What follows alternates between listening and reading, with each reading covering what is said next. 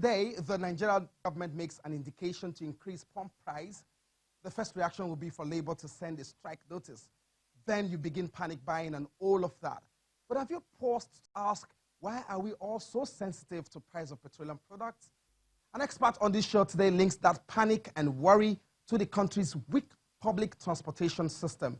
If there's an efficient and effective intermodal transport system, you would likely not bother because movement would be in mass transit and cost will be so insignificant. On Big Story this week, we turn our attention to the revitalizing rail transportation and the implication for national economy and development.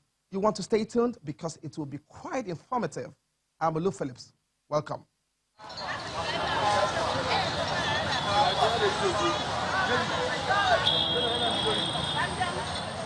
These are very familiar sights and sounds you can find in major city centers across Nigeria.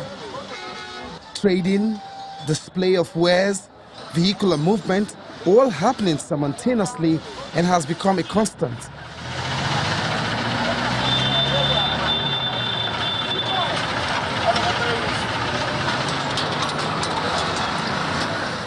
But did you also notice that this is occurring side by side rail tracks and in some cases right on top of the metal lines? So where the trains have refused to pound and grind on tracks, it has other uses.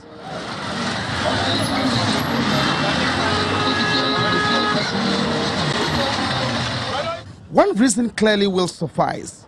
Trains and the rail systems in Nigeria as a means of transportation do not by any way of impressive statistics command a huge demand whether for passenger purposes or haulage use anymore. But it didn't used to be the case many years back. When the Nigeria Railway Corporation was functioning, that it was really a different way to get about in the country. I used it. I've used it to go to Lagos. I've used it to go to Kano. And we're not talking about like before the war, as everybody says. This was really after the war. I went to Kano sometime in the 70s with it as a young boy. And I went to Lagos with it. It was just a joyous way to ride, although because it was narrow gauge, it took a longer time. In most countries, it is the way to go and a way to ensure that the road system is safe and saved from destruction. Because the sort of traffic that you see on the on the roads these days shouldn't be on the road. The heavy haulage system could go on the rail network. So at that time, it was quite nice to travel by rail. Plus also, it created a lot of job opportunities. You had craftsmen all over the place, welders, different craftsmen that worked on the rail system. You could get plumbers, welders, electricians, all with best level of certification from the Nigerian Railway Corporation at the time. And they were stationed at various places. They were stationed here in Enugu, in Port Harcourt, in Kaduna, in Kano, in Lagos, all doing very well. And in fact, in Enugu here, you had railway quarters. And it was for such people that such a place was created. I recall that as a young boy, as a student, once we closed for holidays, you will find many students at the railway station. Some are going to the north, some are going to the south, some are going to all parts of the country. And it was always a beehive of activities. Most of the goods moved from one part of the country to another were moved through the railways. They were very, very important. It was, in fact, one of the economic backbones of this country at that time. Somewhere along the line, I think something happened in this country and we sort of missed our priorities. The railways should have been one of the priorities of this country, but somehow attention was not paid to it. It died gradually. It was not so sudden as such. The Nigerian railway system has suffered a long-term decline as a result of competition from road transport, which has eroded the rail traffic.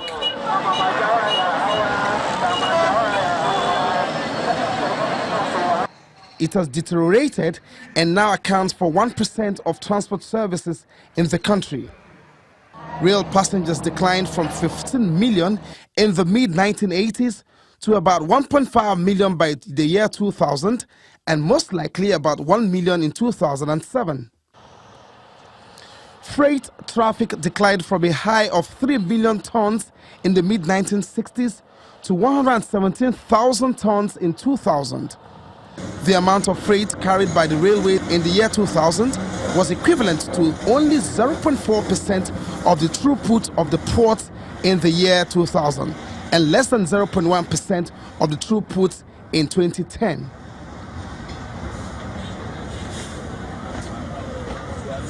The amount of freight carried had declined due to deterioration of the level of service and competition from the road transport and the poor condition of the infrastructure and rolling stock.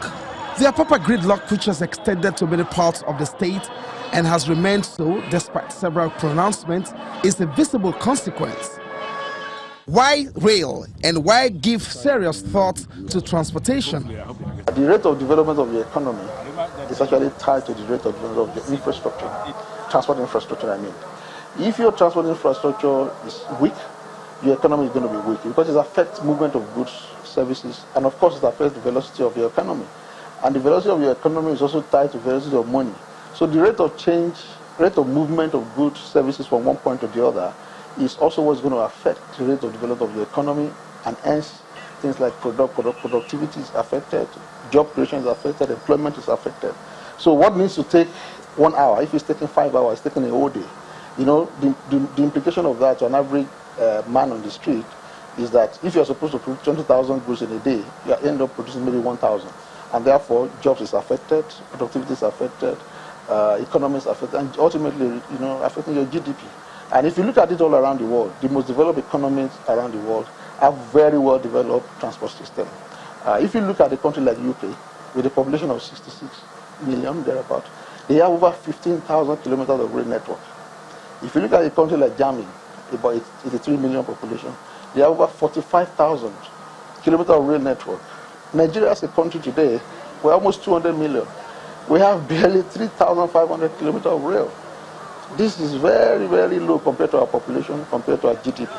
And even the 3,500 kilometers that we have is not fully functioning. Barely 10% of that is mobilized for national movement and the economy. So hence one of the reasons why this economy has not been so slow and of course sluggish. The first rail in Nigeria was opened in 1898 between Lagos and Abeokuta, a distance of 96 kilometers, and was built by the British in line with other colonies in Africa. That's over 100 years these tracks have been laid. So if rail as well as other forms of transportation is linked directly to economic growth, then something has to be done. In November 2010, the government of Nigeria, led by Dr. Goodluck Ebele Jonathan, requested the African Development Bank, AFDB, to prepare a report on the state of infrastructure in the country, having identified and prioritized the need to meet the demand for critical infrastructure facilities across the board. The report, entitled An Infrastructure Action Plan for Nigeria, Closing the Infrastructural Gap and Accelerating Economic Transformation, provides a detailed assessment of the current status of services in 4 key infrastructural sectors in the country and their role within the West African region, namely transport, electric power, information and communication technologies, water and sanitation. Then the government embarked on some upgrades, namely the Western Line, that is, the Lagos to Kano, a 1,224-kilometer line completed and still functional. The Eastern Line, comprising Port Harcourt to Maiduguri, completed by 2013. The Itakpe-Ajokuta-Warri standard gauge rail line, in addition to some 25 new locomotives procured, an additional 200 coaches and wagons reported to have been refurbished.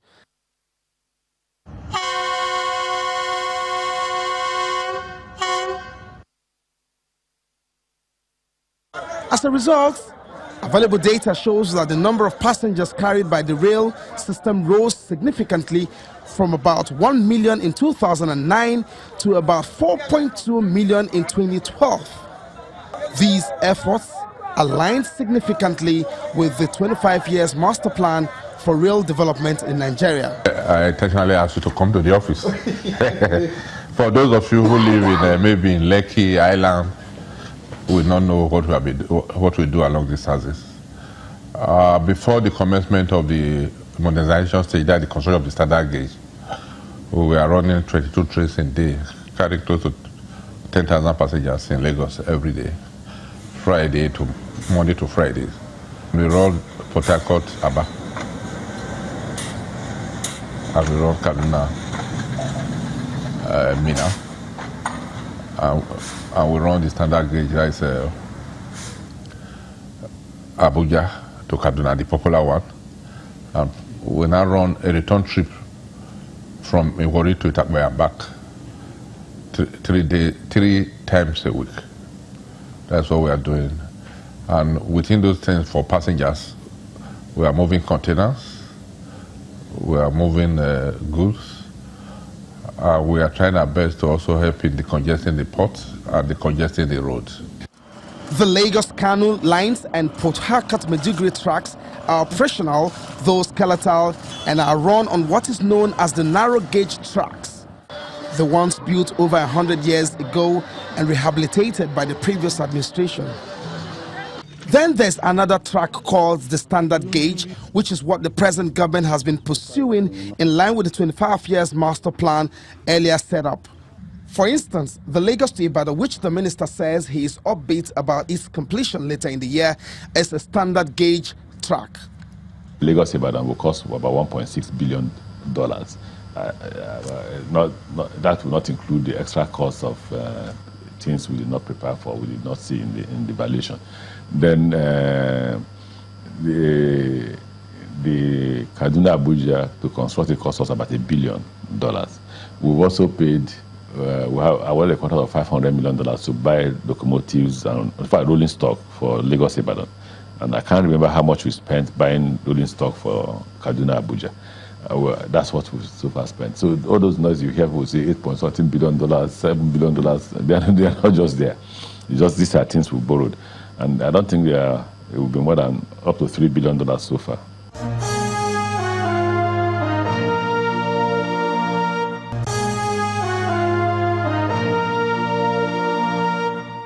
I remember the railway company and compound in Ebute Metta with a lot of nostalgia. My uncle used to work there and live there also. To our little minds then, he was very rich. Today, that's not exactly what it is. Many of them suffered the consequences of a challenged cooperation. In recent times, however, the rail systems and operations appear to be on its way to prominence again. But that will require huge funds and dedication. And here is how.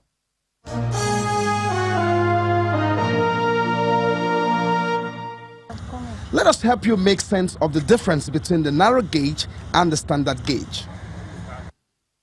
The gauge is the distance or width between the inner sides of the rails. And there are about 4 different categories. Broad gauge has a width of 1,676 millimeters to 1,524 millimeters, or 5 feet 6 inches. The standard gauge measurement has a width of 1,435 millimeters and 1,451 millimeters, or 4 feet 8 inches. The meter gauge width is 1,067 millimeters, or 3 feet and 6 inches. The narrow gauge has a width between 762 millimeters and 610 millimeters, or 2 feet 6 inches. The narrow gauge railways usually cost less to build because they are usually lighter in construction, using smaller cars and locomotives, as well as smaller bridges, smaller tunnels, and tighter curves. Broader gauge railways, a direct opposite of the narrow gauge, are generally more expensive to build, but are able to handle heavier and faster traffic, which is what is being built from Lagos to Kano, but broken down to Lagos-Ibadan owing to budgetary constraints. It is also what you have with the Kaduna to Abuja train services on Nigeria's first ever standard gauge rail track to go into operation. The 187-kilometer line is the first segment of the planned Lagos-Kano standard gauge railway to be completed, which was started in the previous administration. If you plan to do Lagos-Ibadan and you're looking at $8.7 billion, $8.7 billion would be between 3 and 4 trillion naira. How much is the budget of the country? So just do 1,003 to 500 kilometers of railway. So if you, that's why I say we need about between 35 to 45 billion dollars to be able to do Lagos to Kano, Port Harcourt to Maiduguri, Lagos to Calabar, and then Abuja to Warri. Once you do these 4 tracks, you've covered the country. But should the start of a new system mean the death or jettisoning of the old? With the remedial something we have on the narrow gauge, we are transferring it to the standard gauge. That's why we are able to run Kaduna Abuja successfully. We are able to run it at Warri successfully. But if you have said, okay, we want to go to standard gauge, stop the narrow gauge, maybe at the time we will not even have the rail. We'll forget about even train operation in Nigeria. That's what I said. Now that the standard gauge is coming on, we should continue with the drive, continue to do what we can do on the narrow gauge. Because there are some places that without the train, there's a place called Kutuwenji, there's no road, nothing. People only go there, people live there. What state is that? In Niger State. Even with the way we are running slow, it's faster to go by rail from Minna to Kaduna. There's a lot of emphasis, I must say, on developing the standard gauge rail in terms of the railway. But I want to say that we should also put on the narrow gauge. Nigeria has what we already have. Yes, we have today 3,500 kilometers of the narrow gauge, which connect Lagos to Kano and of course Port Harcourt to Maiduguri. This is for me the quickest way by which you can move things around. The track is already there. All we need to do is to get in there, fix this track, procure the wagons, and let the service start. Government have tried. Of course, they haven't been successful at this in the past 3 years. They brought in General Electrics. At some point, they pulled out. I think at this point, the Nigerian government needs to take this project seriously and actually go in, invest in this rail, and then get this thing moving. That is the quickest way. Yeah, the Lagos-Kano standard gauge is a very good project, it's laudable, but it's going to take more time. So I think what we need to do now is focus more on that narrow gauge, while we turn the standard gauge rail Lagos to Kano to something like a medium to long term. But the short and the medium term, we should take over this narrow gauge as a country. We can afford it. We should put that back in track, put wagon on it, and that way we can effectively distribute goods and services across the length and breadth of this country. No sooner have passengers begun enjoying the services of the Kaduna to Abuja has it been hit by crisis of an overstretched facility owing to the level of insecurity on the lands. I think it is time that we patronize our local manufacturers and see the possibility of how they can produce coaches. Another concern is how soon the completion of the Lagos-Ibadan lines will translate to the decongestion of Apapa. Because for that to happen, inland ports have to be built outside of Lagos where these containers can be dropped and picked up. Stations have to be built and other ports have to be functional as part of an integrated transport policy approach to the sector. Rail transport is not the end in itself, but a means. The greater challenge is the lack of intermodality of trips. Most city travelers have limited options of traveling by rail or by ferry for metropolitan locations, as well as the absence of comprehensive and integrated urban mass transit public transportation system.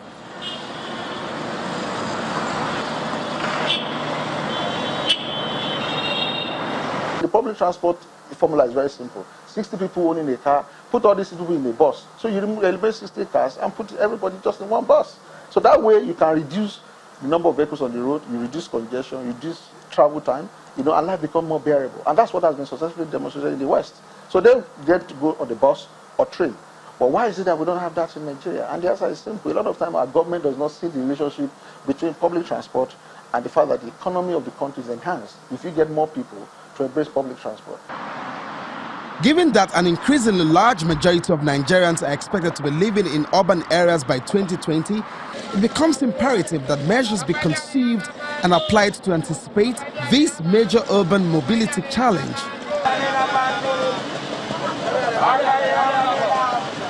The much talked about Lagos-Ibadan is just a segment of the Lagos-Kano and over 1,500 kilometer tracks to be laid. Rail be the catalyst in development and be the major carriers of goods. So we have to do more than what we are doing and to ensure that we link as much states and community by rail as quick as possible. And when we do this, not only the road will last longer, even human beings, if you travel by rail, it's not the expectation or what you experience by road that you experience by rail. When you are seated on a coach in a rail, you have your peace of mind. I don't know who impact it plays on or play on your head. So I believe with the same attitudes the present government have put in place to ensure that we don't stop expansion of a modern rail track, we should continue like that. We should also encourage the state and local government, nothing to mind, to say, okay, for rail development, we are contributing, because the money you spend on rehabilitation of road year in, year out can be saved if you have a working, very functional rail system in Nigeria. So we should look at it that way, and nothing wrong in even setting aside and say, okay, from earnings of anywhere we earn money, that port, oil, and so forth. For us to develop the rail, let's keep this aside and make sure we get it. And who knows, if you say, okay, float a bond, somebody will say, okay, 2 naira, 2 naira, 3 kobo, 1 naira, 3 kobo. We will be able to at least raise some funds. If the master plan is to be followed through, all major cities in Nigeria are to be connected via standard gauge tracks with attendant billions of dollars to accomplish over several years. Nigeria must cash in on quick wins and galvanize the economy for growth and development.